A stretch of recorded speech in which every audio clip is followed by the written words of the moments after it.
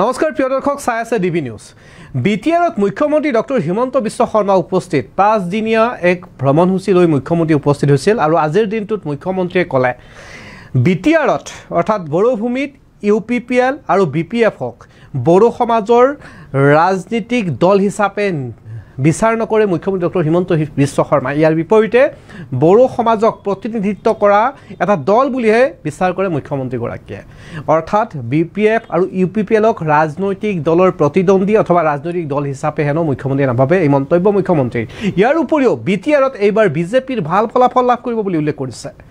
সমান্তৰালভাৱে আজিৰ দিনটোত মুখ্যমন্ত্ৰী ডক্টৰ হিমন্ত বিশ্ব শৰ্মাই অখিল গগৈ খুদাৰৰ সমালোচনা কৰিলে বিটিআৰত। সাংবাদিকক ক'লে যে অখিল গগৈ পূৰ্বতেও 2003 চনৰ পৰাই মোৰ বিৰুদ্ধে সমালোচনা কৰি থাকে, কিন্তু তেখেতে আইন আদালতৰ ওচৰলৈকে নাযায়, অকল সংবাদমেল সম্বোধন কৰি এজন ব্যক্তিৰ বিৰুদ্ধে কেইবাটাও অভিযোগ আনিলেই সঁচা হৈ নাযায়। এই কথা মন্তব্য কৰিলে মুখ্যমন্ত্ৰী ডক্টৰ হিমন্ত বিশ্ব শৰ্মাই।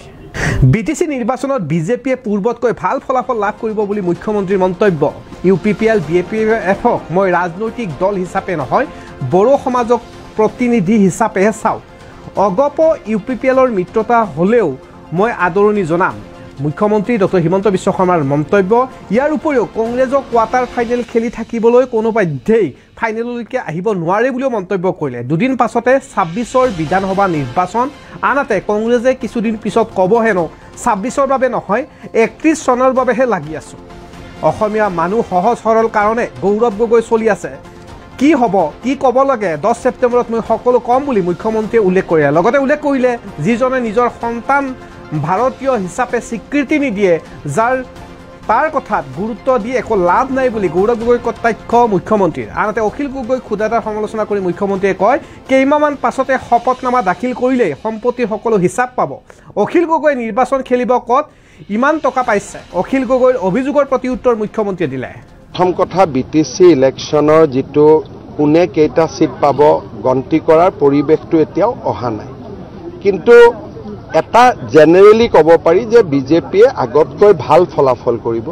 কাৰণ যোৱাবাৰ যেতিয়া আমি ইলেকশ্যন উঠিছিলোঁ, আমাৰ দলৰ মাজতেই দুটা সিদ্ধান্ত আছিল, উঠিম নে নুঠিম।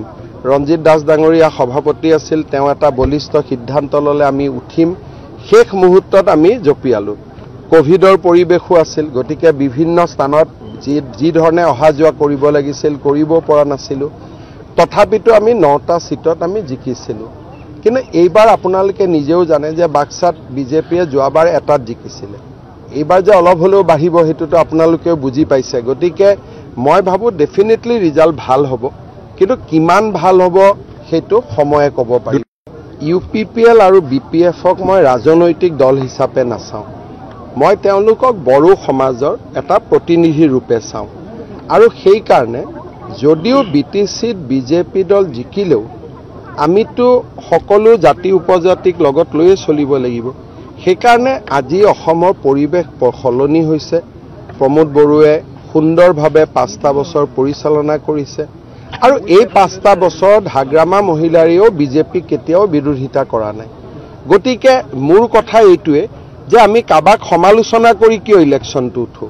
আমি যদি ৰাইজক ক'ব পাৰোঁ যে আপোনাক আমি দলংখন দিম, ৰাস্তাটো দিম, অৰুণোদয় দিম, আমি যদি পজিটিভ কথা কৈ ইলেকশ্যন খেলিব পাৰোঁ, তেতিয়াহ'লে আমি নিগেটিভ কথা কোৱাৰ প্ৰয়োজনীয়তা কি আছে? কাৰণ আমি যদি ইয়াত এটা নিগেটিভ কথা কৈ যাওঁ, আমি যোৱাৰ পিছত গধূলি সাধাৰণ ৰাইজৰ লগত পৰিৱেশটো বেয়াওতো হ'ব পাৰে।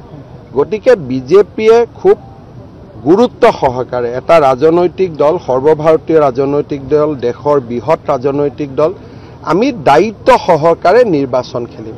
যাতে মই এনেকুৱা এটা ভাষণ দিব নালাগে যিটো ভাষণে অলপ পিছতে গাঁৱত খেলি মেলি লগাই দিয়ে। যদি মই 5 বছৰ পুৰণা কথা এটা এতিয়া মই ইয়াত কওঁ আৰু তাৰ ফলত 2খন কাজিয়া লাগে, সেইটোতো আপোনালোকেও বিচৰা নাই। গতিকে আমাক বিটিচিত শান্তিটো প্ৰয়োজন। শান্তিৰ কাৰণে মই যদি কিবা এটা কথা নক'লে শান্তি আহে, তেতিয়া মই নোকোৱাকৈ থকা ভাল। মই তেওঁলোকৰ যদি মিত্ৰতা হয় মই শুভেচ্ছা জনাইছোঁ, যদি মিত্ৰতা হোৱাততো কোনো বাধা নাই, কাৰণ আমি সকলো NDA, আমাৰ মিত্ৰতা নহয়। কিন্তু AGPৰ যদি UPPLৰ লগত মিত্ৰতা হয় সেইটো নিশ্চিতভাৱে আদৰণীয় কথা, আমি তাক স্বাগতম জনাম, আমিতো বিৰোধিতা নকৰোঁ। চৰকাৰটো ৰাইজেহে গতাব কাৰ লগত চৰকাৰ হ'ব, আৰু মইতো বিচাৰোঁ যে NDA জিকক, কিন্তু এতিয়া ৰাইজেহে সিদ্ধান্ত ল'ব। আমি বেলেগে খেলিলেও আমি বিচাৰোঁ যে NDA AGPও জিকক, UPPLও জিকক, BJPও জিকক, NDA জিকক, কিন্তু মই ক'লেতো ভোট নহ'ব, মোৰতো ইয়াত ভোটেই নাই। BJPৰ লগত চাওক, BJPৰ লগত বড়োলেণ্ডৰ ৰাইজ থাকিব, তেওঁলোকে কোৱাৰ্টাৰ ফাইনেল ছেমি ফাইনেল খেলি থাকিব আৰু ফাইনেললৈকে তেওঁলোক আহিবই নোৱাৰে। BTCতো আপোনালোকে সাংবাদিকতা কৰি আছে, ইয়াতে কংগ্ৰেছ ক'ত আছে, কোৱাৰ্টাৰ ফাইনেলতো নাই। যেনেকৈ কাৰ্বি আলঙত গ'লে আপোনালোকে গম পাব তেওঁলোক কোৱাৰ্টাৰ ফাইনেলতো নাই। দুদিন পিছত তেওঁলোকে ক'ব আমি 31ৰ কাৰণেহে লাগি আছোঁ, 26টো আমি আশা কৰা নাই। গতিকে এইসকল নেতা যোনে নিজৰ ল'ৰা ছোৱালীকে ভাৰতীয় নাগৰিক কৰি ৰখা নাই, তাৰমানে ভাৰতীয় নাগৰিকক তেওঁলোকে দ্বিতীয় শ্ৰেণীৰ নাগৰিক বুলি ভাবে, সেই ব্যক্তিজনে কোৱা কথাৰ গুৰুত্ব দি কি লাভ হ'ব? আপোনাৰ মোৰ ল'ৰাটো ভাৰতীয় নাগৰিক, নেতাজনে নিজৰ ল'ৰা ছোৱালীকে বুজাই দিছে চাবি দেই তোৰ ভাৰতখন কিন্তু ব্ৰিটিছতকৈ বহুত সৰু ৰাজ্য।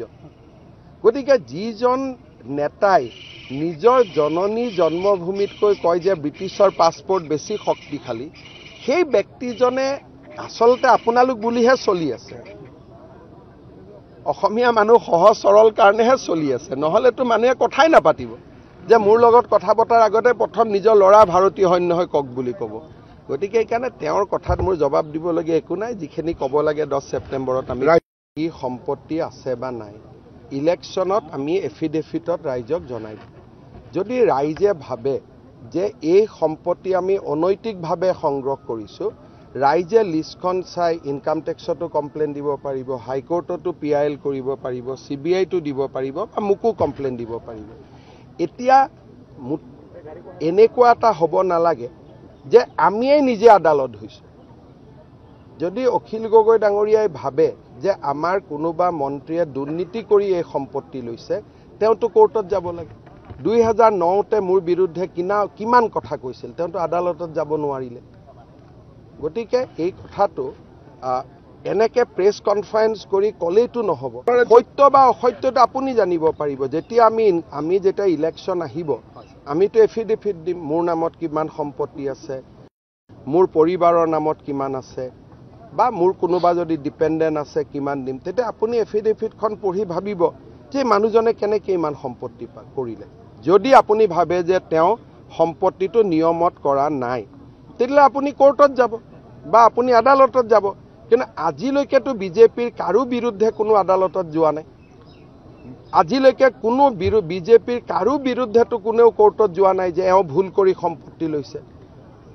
মানুহে কোনোবাই যদি শ্ৰম কৰিব খোজে, পৰিশ্ৰম কৰিব খোজে, কোনোবাই যদি কাম কৰিব খোজে, তাতেতো কাম কৰি টকা পইচা গোটোৱাততো কোনো আপত্তি নাই, খালি টকা পইচা দুৰ্নীতি কৰি গোটাব নালাগে। কথাটো হৈছে ইমানেই। আজি অখিল গগৈ ডাঙৰীয়াই তেওঁ যে ইমান যে ইলেকশ্যন খেলুৱাই আছে মানুহবিলাকক, তেওঁ ক'ৰ পৰা টকা পাইছে? তেওঁতো ক'ৰবাৰ পৰা টকা পাব লাগিব। গতিকে এতিয়া তেওঁকতো আমি কেতিয়াও সোধা নাই, কাৰণ যি আছে যি নাই ৰাইজে এফিডেভিট চাবই। এইবিলাকত নিউজ কৰিব কি আছে? যিখন ময়ে এফিডেভিটত দি দিম মোৰ কি সম্পত্তি আছে নাই 6 মাহ পিছত, এতিয়া যে BTCত ইলেকশ্যন হ'ব, ইয়াতো চব কেণ্ডিডেটে সম্পত্তি তালিকা দিব। সেইকাৰণে এইবিলাক কোনো এদিনীয়া দুদিনীয়া কথা কৈতো লাভ নাই। মানুহে যাক মৰম কৰে তাক ভোট দিব, যাক বেয়া পায় তাক ভোট নিদিব। সকলো মানুহে অসমৰ কাৰণে কাম কৰক। অখিল গগৈৰ দায়িত্ব শিৱসাগৰ ৰাইজৰ কাৰণে কাম কৰা, তেওঁ কাম কৰক সহযোগিতা কৰি। এই চবৰে পিছে লাগি থাকিলে কি লাভ হ'ব? এইবিলাকত অনৰ্থক শক্তি নাযায় জানো? আজিয়ে যে দিনটো এখন প্ৰেছ কনফাৰেন্স কৰিলে, এই 2 ঘণ্টাত তেওঁ শিৱসাগৰৰ 10জন মানুহ লগ পাব পাৰিলেহেঁতেন। গতিকে এইবিলাক অবাবত কৰি থকা কাম। আৰু মই এইবিলাকত নকওঁ কিয়, কাৰণ মোকেই ইমান ভুক্তভোগী কৰি থৈ দিছে 2008ৰ পৰা। 2008ত মোৰ এখন গাড়ীক লৈ প্ৰশ্ন কৰিলে যে এইখন গাড়ী হিমন্ত বিশ্ব শৰ্মাই কিয় কিনিব। এতিয়াতো চব MLA মন্ত্ৰীৰ হাতে হাতে তাতকৈ ডাঙৰ গাড়ী, ফাইল দুটাও নোলালে। গতিকে এইবিলাক নাটক ড্ৰামা মোৰ কাৰণে অলপমান নতুন নহয় কাৰণে মই অলপ মনে মনে থাকোঁ। একো নাই আৰু ফাইল